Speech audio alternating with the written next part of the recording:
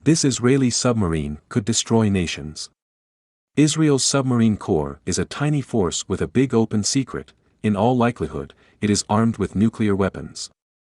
The 5 Dolphin-class submarines represent an ace in the hole for Israel, the ultimate guarantor of the country's security, ensuring that if attacked with nukes, the tiny nation can strike back in kind.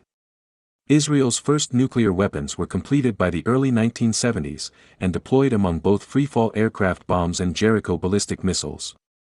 The 1991 Persian Gulf War, which saw Iraqi Scuds and Hussein ballistic missiles raining down on Israeli cities, led Tel Aviv to conclude that the country needed a true nuclear triad of air, land, and sea-based nukes to give the country's nuclear deterrent maximum flexibility and survivability.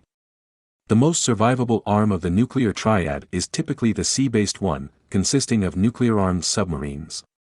Submarines can disappear for weeks or even months, taking up a highly classified patrol route while waiting for orders to launch their missiles.